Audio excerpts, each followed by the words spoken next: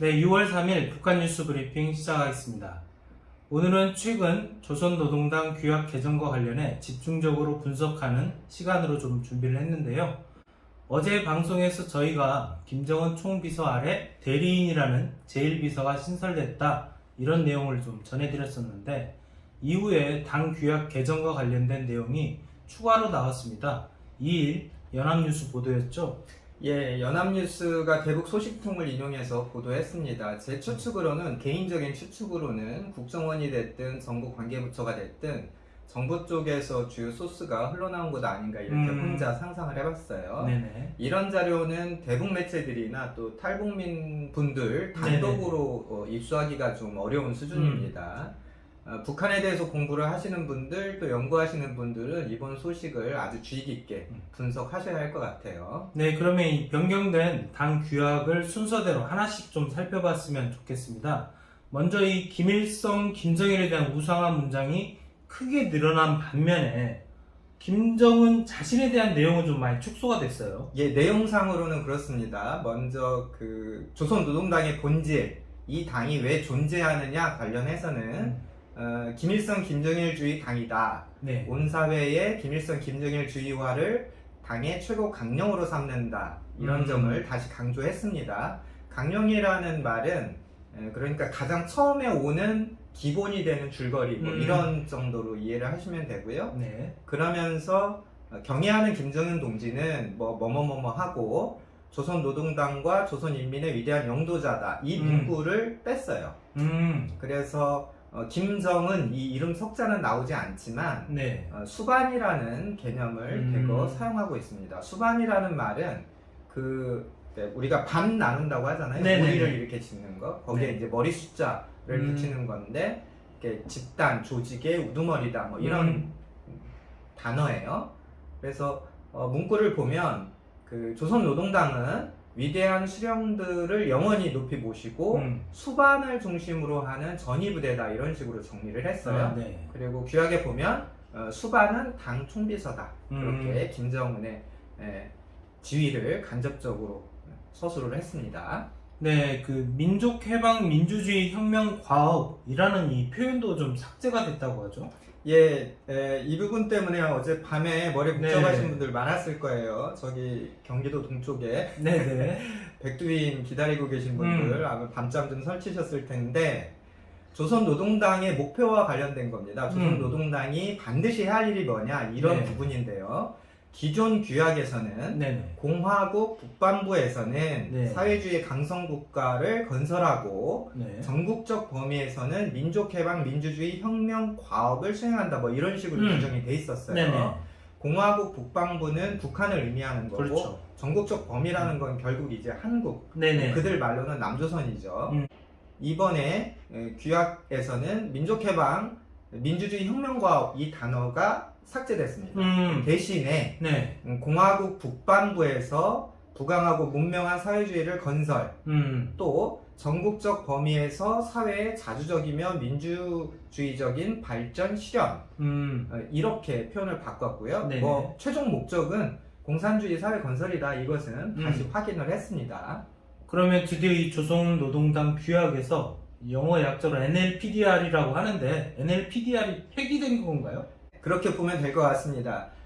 조선노동당이 출발할 때는 네. 반제 반봉건 민주주의 혁명론 뭐 이런 네네네. 식으로 그렇죠. 시작을 했어요. 그러니까 반제 제국주의를 반대하고 반봉건 봉건주의를 타파하는 그런 민주주의를 달성하겠다 이런 개념이었는데 이게 이제 중간에 바뀌어서 민족해방 민주주의 혁명론이 되었죠. 네. 한반도에서 미국, 일본 제국주의자들을 몰아내는 이 민족해방의 개념 네. 그리고 그들 편에 섰던 사람들을 모조리 이제 뭐 쓸어버리겠다라는 개념의 민주주의 혁명. 뭐 그러니까 미국도 몰아내고 그 하수인들도 뭐 타도하면 네네. 자동으로 북한 중심으로 남북이 통일되지 않겠냐. 그래서 자주민주 통일 90년대, 80년대 대학 다니셨던 분들 많이 들어보신 네, 말이죠. 많이 들었죠. 예, 이런 식의 구호도 많이 썼는데요. 그 자주민주 통일을 하니까 갑자기 그 여당 국회의원 송갑석 의원이 생각이 나네요. 네. 국회의원 되시고 나서 그 한국전쟁 때 북한군이 끌고 갔던 우리 민간인들을 네. 납북자라고 하지 말자, 그냥 실종자라고 음. 하자, 이런 뭐 좀 괴상한 네. 얘기를 하셨던 분 음. 갑자기 떠올랐습니다. 다시 본 얘기로 돌아가면 네. 그런 의미의 민족해방, 민주주의 혁명론이 드디어 삭제됐다.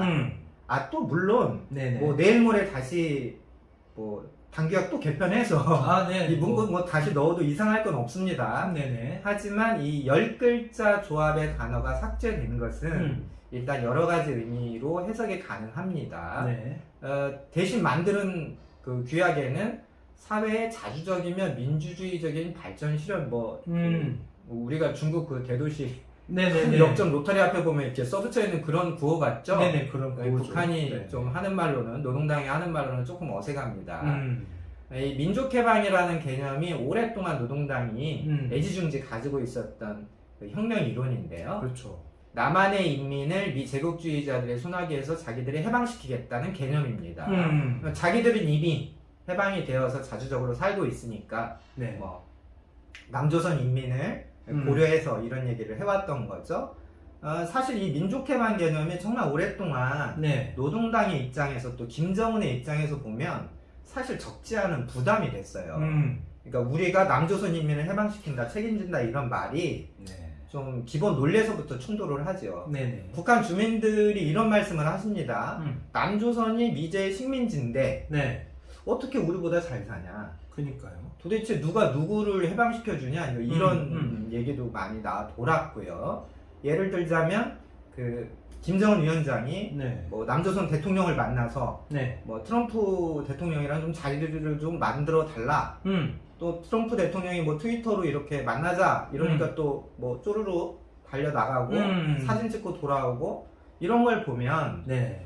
북한 주민들도 그렇고 노동당의 간부들도 그렇고 좀 갸우뚱하게 되는 거죠. 우리의 혁명 이론이 있는데 우리의 현실은 그거에 맞지 않다. 이런 이론과 현실의 괴리, 충돌 이런 것들이 계속 있어 왔습니다. 그래서 언제고 손을 봐야 할 부분이었는데 드디어 이번에 삭제가 되었습니다.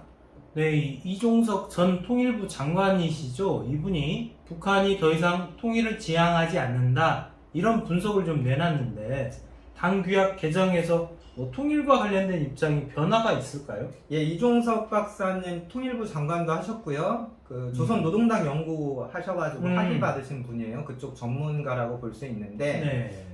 김정은이 남북통일 포기한 걸 이제 아셨는지 그건 좀 섭섭합니다. 아, 네. 예, 북한 학생들 음악 교과서에 우리의 소원은 통일 이거 삭제된 지가 벌써 언제 때 얘기인데 이렇게 보시는지 좀. 네.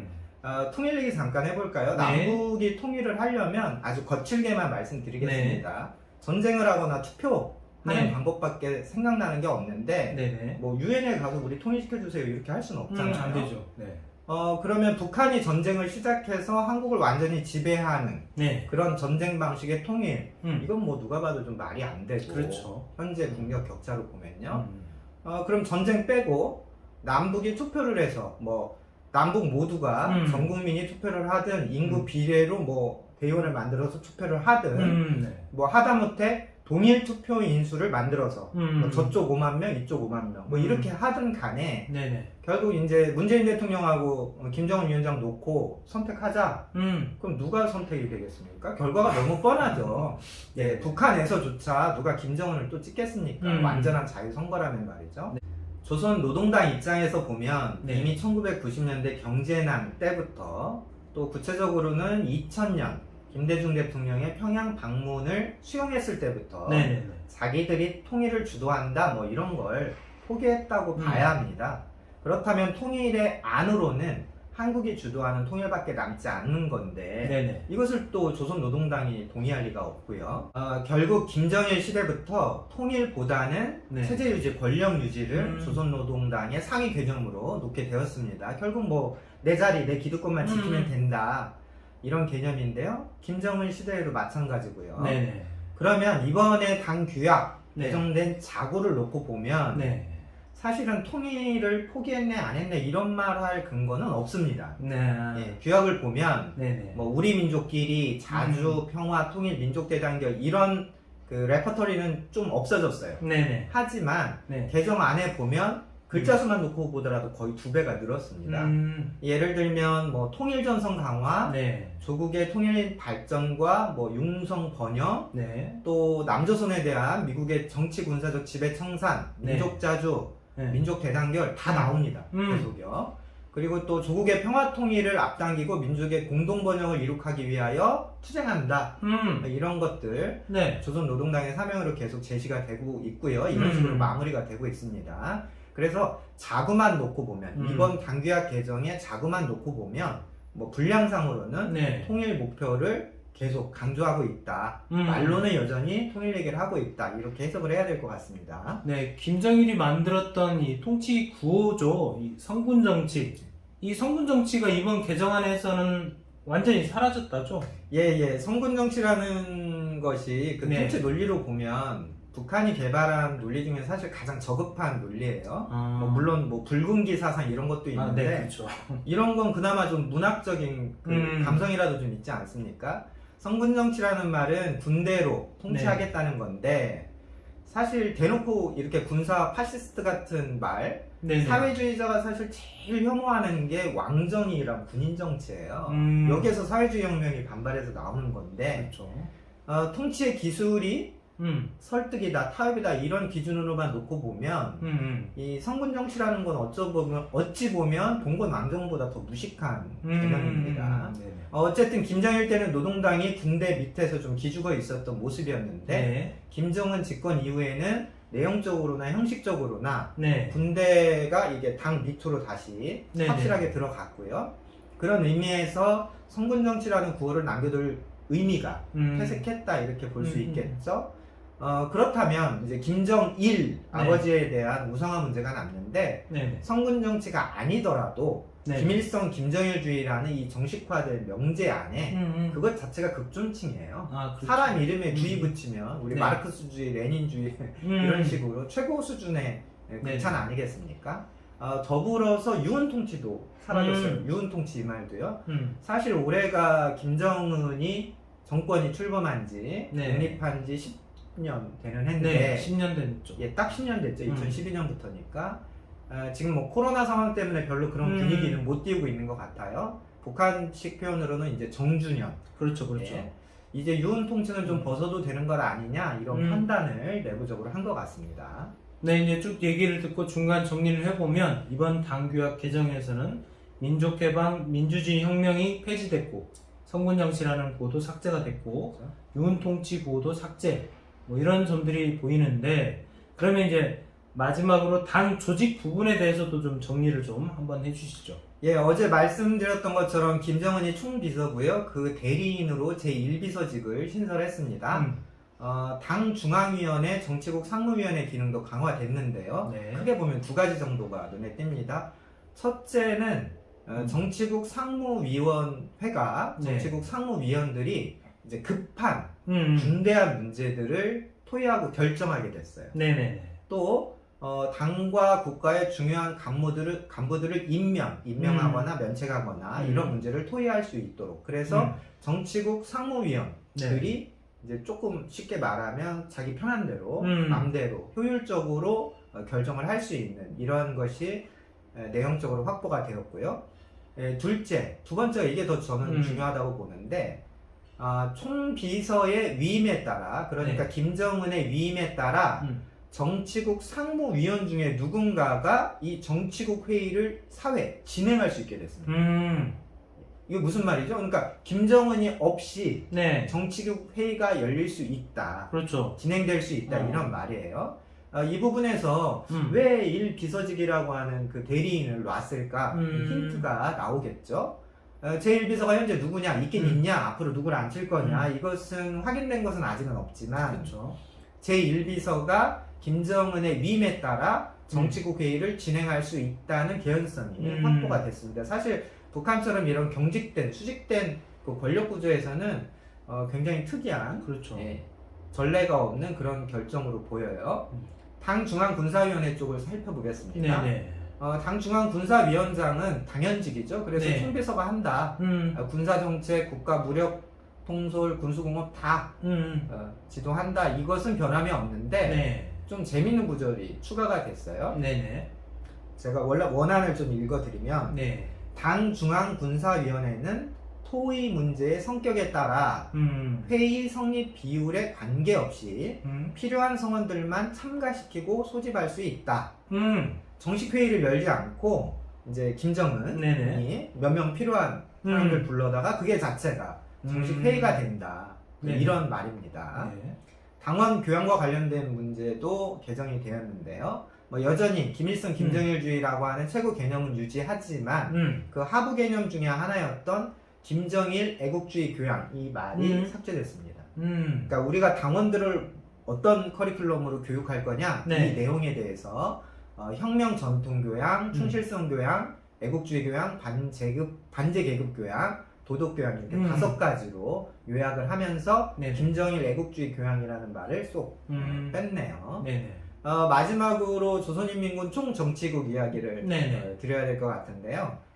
조선인민국 총정치국이 사실은 뭐 하는 기능인지 전문가들만 좀 이해하고 있는 조직 이해하는 조금 어려운 부분이었어요. 어쨌든 네네. 그럼에도 불구하고 꽤 유명했죠. 네네. 그렇죠. 그동안 이 규약을 보면 당 중앙위원회의 전문 부서급의 권능이 있다 이렇게 못을 갖고 있었는데 이번 개정안에서는 조선인민군 당위원회의 그냥 집행부서다. 아, 집행부서로. 예, 이런 식으로 좀 놔뒀어요. 네. 제가 정리를 해드리자면 조선노동당에서 제일 높은 사람들이 당 중앙위원이라고 말씀드렸죠. 그렇죠. 당 중앙위원들 중에 제일 높은 사람들이 정치국에 네네. 들어가는 정치국원이 되는 거고 네. 정치국원들 중에서도 상근에서 일을 네네. 하는 상무위원, 정치국 상무위원이 이제 제일 높은 사람인데 이 당 중앙위원회는 결정된 일을 집행을 하느라고 비서들을 두고 또 비서들이 네. 또 전문 부서라고 해서 20개가 넘는 각종 부서를 관할을 하고 있습니다. 네. 그렇게 해서 일을 집행을 하는 건데 그러니까 당 중앙위의 일을 받들어서 하는 곳이 전문 부서인데 그렇죠? 총정치국이라고 하는 군대에서 당적 지도를 하는 총정치국이 네. 이 전문 부서급이다 라고 그 전에는 그 지위를 확실히 보장을 해줬어요. 네네. 근데 이제 전문 부서급이다 이 말을 쏙 빼고 총정치국은 그냥 북한군 안에 당위원회의 네. 집행부서다. 집행부서. 이런 식으로 힘을 확 뺐습니다.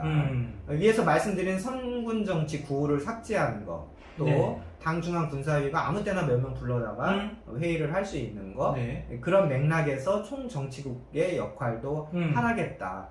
기억하시는 분들 많으실 텐데요. 조명록 시대의 그런 총정치국의 위상은 이제 과거로 갔다. 그래서 이번 규약 개정에서 확실히 북한 군대가 네. 당 밑으로 들어가는 이런 내용적 맥락을 완성했다고 볼 수 있겠습니다. 네, 그렇다면 이제 전체적인 총평을 좀 한번 해주시죠. 예, 당 규약에서 좀 군더더기를 많이 없앤 것 같습니다. 네. 김정은이 효율적으로 당을 통제할 수 있는 절차들이 조금 추가가 됐고요. 특히 김일성, 김정일, 김정은 이 세 사람의 이름이 기계적으로 막 반복 서술되는 부분을 좀 간소화시켰어요. 네. 그래서 김일성, 김정일 주의, 네. 또 수령들 이런 네. 식으로 복수형도 썼고 그 대신 이제 김정은 이름을 빼는 대신 수반 이런 단어로 간결하게 좀 정리정돈한 맛이 나고요. 네. 민족해방, 민주주의 혁명론, 성군정치, 미운통치 이런 좀 구시대의 구호들을 대거 정리를 했습니다. 네. 조직개편과 관련해서는 김정은이 벌써 10년이 됐잖아요. 아, 그렇죠. 그래서 잠깐 좀 설명을 드리면 그동안 김정은이 뭐 했냐 이렇게 곰곰이 생각해보면 참 많은 일들이 있긴 있었습니다. 네네. 김정은 입장에서 놓고 보면 뭐 핵 개발도 어느 정도 네네. 됐고 당 조직들도 다 복원을 하고 특히 작년부터 올해까지 코로나 와중에도 네. 당 조직 중앙행사들은 미루지 않고 강행을 했어요. 그랬어요. 그만큼 계속 그 조직 강화 사업을 했다고 놓고 보는 거고요. 그래서 이제 어느 정도 당을 정상화시켰다, 내 밑으로 다 추스렸다 이런 자신감이 좀 드러나는 것 같습니다. 네. 김정은 입장에서 보면 이제 좀 쉬엄쉬엄 통치하겠다 뭐 이런 생각을 하는 건지 저는 그런 궁금증도 좀 들었는데요. 예를 들면 대리인 제1비서를 둔다든지 네. 김정은이 없이도 정치국 회의가 진행이 될 수 있다든지 네. 당 중앙군사위원회를 막 거창하게 다 부르지 않고 필요한 사람만 몇 명 불러서 회의가 개최된다든지 이런 부분들 뒤집어서 말하면 음. 앞으로 김정은에게 어떤 통치 매너리즘이 생길 수도 있겠구나 이런 느낌도 좀 받았어요. 네. 사실 지난 10년 동안 김정은이 그 권력을 공고화해오는 과정들이 뭐 만만한 일은 아니었습니다. 그렇죠. 그들의 시각으로만 놓고 보면 음. 사실 2012년 김정은 집권 1년 차에 네. 뉴욕타임즈에 뭐 이런 칼럼도 실렸어요. 6개월 네. 안에 체제 붕괴 위험 온다. 그렇죠. 미국의 아주 유명한 북한 관련 그 교수님이 네. 이런 칼럼을 대놓고 음. 실었던 그런 시절이거든요.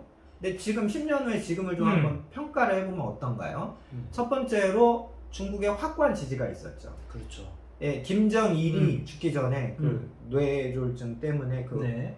몸 불편해서 절면서 1년에 중국을 서너 번씩 다니면서 예, 우리 지지해달라, 내 아들 지지해달라 이런 뭐 서러운 대중외교 그렇죠. 시절을 생각해보면 지금은 어느 때보다도 중국이 확고하게 북한과 조선노동당과 김정은을 지지하고 있습니다. 네네. 이건 김정은 입장에서 크나큰 성과죠. 네. 두 번째로 이제 핵 보유, 네. 또 사실상 핵 보유 단계로 그렇죠. 진입을 해서 어떤 측면에서는 추가 핵실험이나 추가 개발을 안 해도 될 정도. 또 세 번째로는 김정일 시대에는 아주 확연하게 한국과 열세 이런 그렇죠. 국면이었는데 격차가 너무 예, 크죠. 이 열세 국면이 한국이 발전한 것도 있지만 북한이 가라앉은 것도 있었는데 북한의 내부 경제, 종합적인 측면들을 많이 끌어올렸습니다. 그래서 이 격차는 여전히 크지만 네네. 그렇죠. 절대 열세 측면들이 상대 열세로 많이 회복이 되었거든요. 또 미국과 적정한 거리두기도 이제는 가능해졌습니다. 따지고 보면 이 체제 유지, 권력 유지라는 측면에서는 김정은이 네. 자기가 하고 싶은 것들을 많이 획득을 했어요. 네네. 또 아버지, 할아버지 때 못했던 미국 음. 대통령도 만났죠. 그렇죠. 예, 중국 주석도 평양에 왔죠. 네. 한국 대통령도 만났죠. 음. 이런 외교 무대에서조차 처음 시작할 때는 뭐 저 어린 사람이 뭘 알겠어 이런 그러니까요. 예, 분위기가 많았는데 처음에 군대 휘어잡고 당 정리하고 외교적으로는 국제 무대에 또 나서게 되고 네. 경제 문제를 바닥에 있던 것을 어느 정도까지 끌어올리고 물론 코로나 문제가 남아있긴 하지만 뭐 코로나 문제로 지금 뭐 체제가 변하거나 네. 탄핵된 정치인이 있는 국제사회 네, 그런 네. 경우는 그런 건 없으니까요. 없죠. 네. 이제 제 얘기 이제 마무리인데요. 우리 네. 정부 차원에서 대북 정책은 앞으로 좀 더 어렵고 난해해질 것 같습니다. 그러니까 북한의 군사 위협 수준은 높아지고 또 북한은 평양은 계속 노골적으로 적대적인 태도를 보일 거고요. 네. 그렇다고 해서 예전처럼 인도적 지원이나 뭐 교류 협력 이런 걸로 북한이 손아귀에 잡히는 것도 아니에요. 철저하게 이제 손사래를 치고 있지 않습니까? 네네. 그래서 사실 이 코로나 문제가 한국도 그렇고 북한도 그렇고 코로나 문제가 이제 뭐 어느 정도 네네. 지나고 나면 이 남북 관계 역시 완전히 다른 새로운 국면으로 갈 것 같다. 이번 당규약 개정은 사실은 한반도 정세에서 네. 아주 중대한 변곡점으로 기억될 확률이 매우 높다. 이 정도로 저희들 의견 정리하도록 하겠습니다. 네, 오늘 북한 뉴스 브리핑은 여기까지입니다. 감사합니다.